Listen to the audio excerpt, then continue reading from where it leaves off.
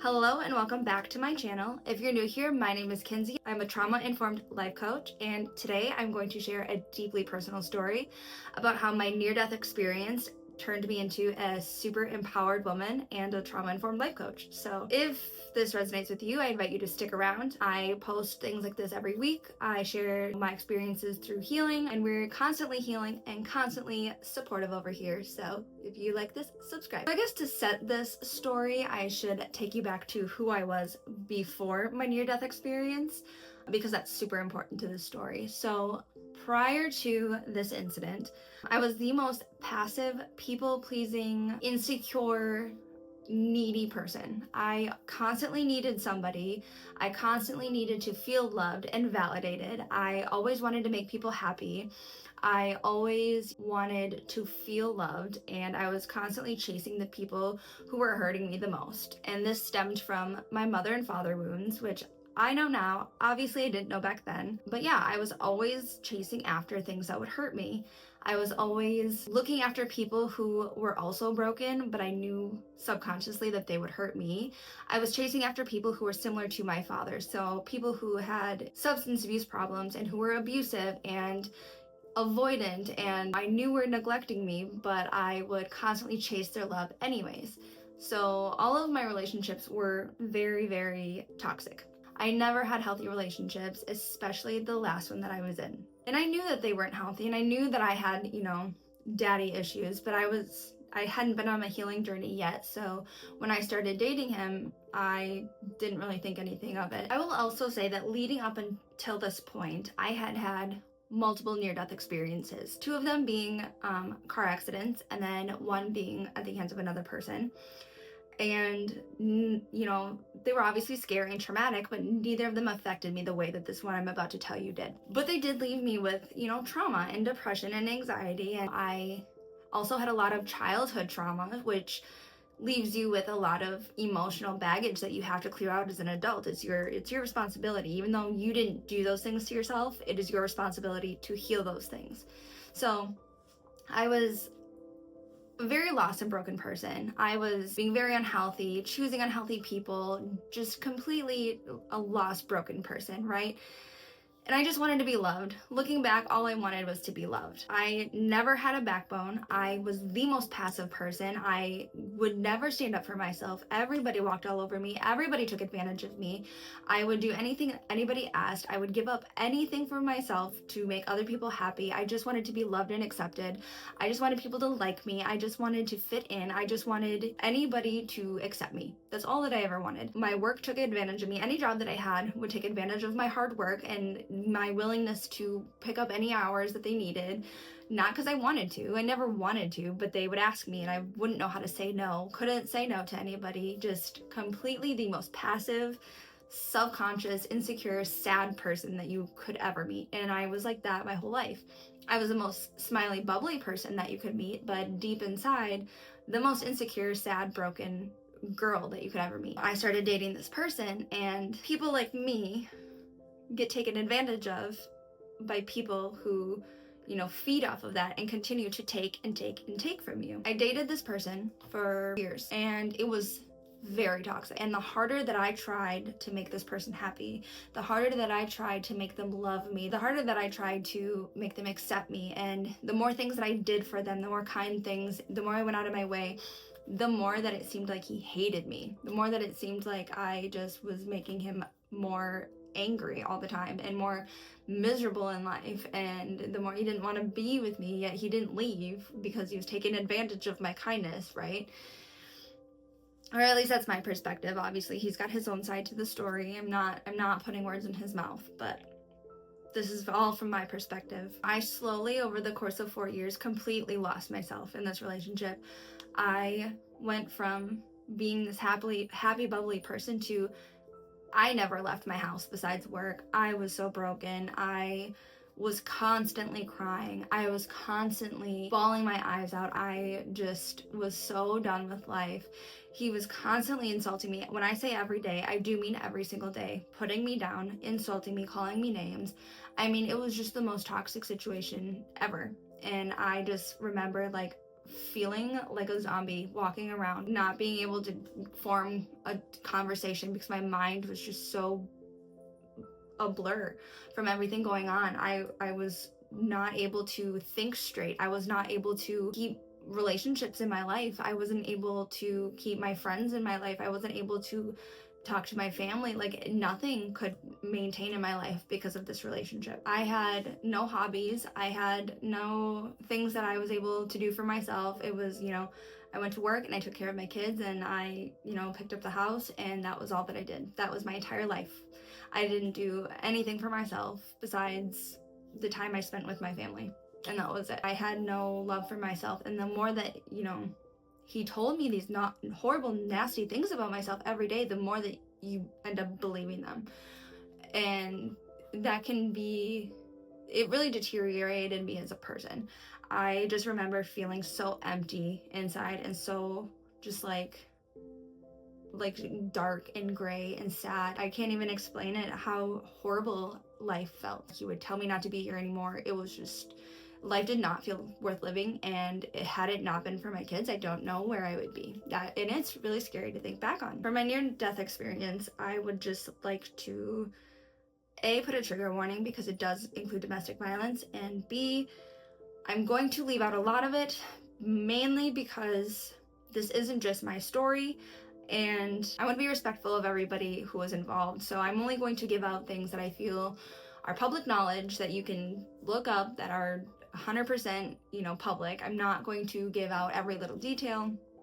I'm just going to say what is from my perspective that is relevant to this story. I'm going to keep it base level so that I hopefully don't trigger anybody, but this is your trigger warning that if domestic violence does bother you, I will put a timestamp on the screen for when you can skip ahead when this part is over.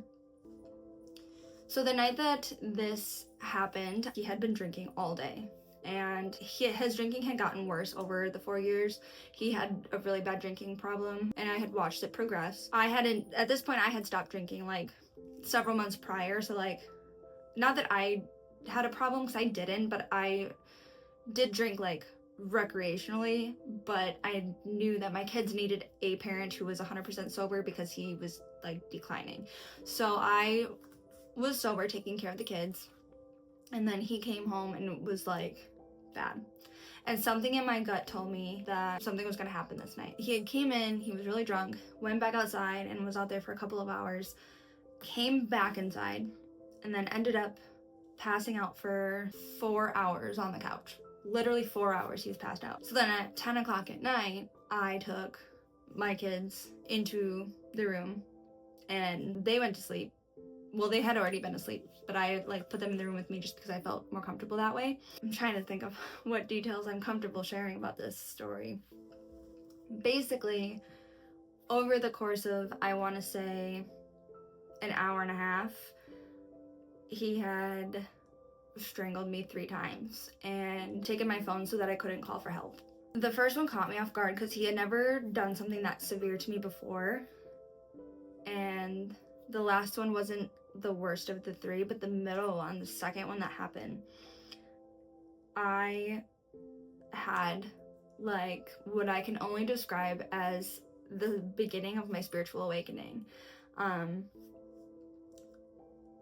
I don't remember what all happened. I just remember everything going black, and it was 2 film strips, and the top one was every super traumatic event in my life and every near-death experience that I've had in my life, and then the bottom one was every major spiritual thing that I had learned so far, because for the past 2 months I had been on a spiritual deep dive of learning and educating myself on healing and things like that. So it was all of the things that I had been learning, and they were crossing over each other, and I just knew in my gut that this meant that I was still here so that I could help others heal from their traumatic events and their trauma, and help other people become empowered and learn of their power and who they truly are, and find themselves again after trauma. And I just learned my purpose. I just knew what it was without words. I could feel a presence with me, and I couldn't see anybody, and I don't think it was him that I was feeling. It felt like a spirit, if that makes sense. I know it sounds crazy, but it felt like, I don't know if it was like a spirit guide or, you know, my brother who's passed away, or who or what it was. It definitely felt like a male presence though, not a mean, aggressive one, so I don't think it was him. It felt very calming and peaceful, and it was just kind of like, that you are right, this is what you're meant to do, you are going to survive this, you are meant to do this. And I was not in my body at all. I know I did not feel in my body at all. I definitely was not conscious. I was not in the room. I was not there. And I'm gonna leave that part at that. But I was definitely not in my body. I will save the rest for private. I will say that I was checked out. I was obviously okay. I had a lot of damage to my body, but I was okay. Somebody was able to call for help eventually, and that was that. I'm gonna skim over all of that because it doesn't really pertain to the story. But in the, I would say, week that followed that, obviously that was a traumatic event. Like, I couldn't go to work. I shut all the blinds in my house and like shut everybody out. The only people who came was like my mom and my best friend. I would not talk to the world. And it wasn't because of me being upset about what happened to me, because I was weirdly okay with what happened to me. I was traumatized, but I was more focused on like the experience I had in my mind, because that's where I went. Like, when everything was happening to me, I was in my mind. I was, you know, in that having that experience, and like that's all that I could focus on. And I didn't know how to put it into words, and I couldn't like tell anybody what happened because I couldn't put it into words. And even now I struggle to put it into words as to like how intense and insane it really was. I still don't know that it was in my mind. It feels like I was somewhere else. It feels like I wasn't in my body. It feels like I wasn't here. It feels like I was 100% somewhere else. I don't know how else to explain that. But so in the week after, I was just trying so hard to process it, and that's when I took a really deep dive into healing. And I have been super deep into healing. I then learned about coaching, and I was intimidated at first, but then like, you know, I took some classes online on coaching and learned that like, this is definitely my purpose. This is definitely what I wanted to do. I kept feeling a calling to go on YouTube, and then I was scaring myself out of it, and I was like, there's no way I'm gonna do that. And then here I am. I obviously followed that calling. I had a choice. After that happened, you know, I had a choice. I could have chalked it up to, okay, I was losing oxygen to my brain.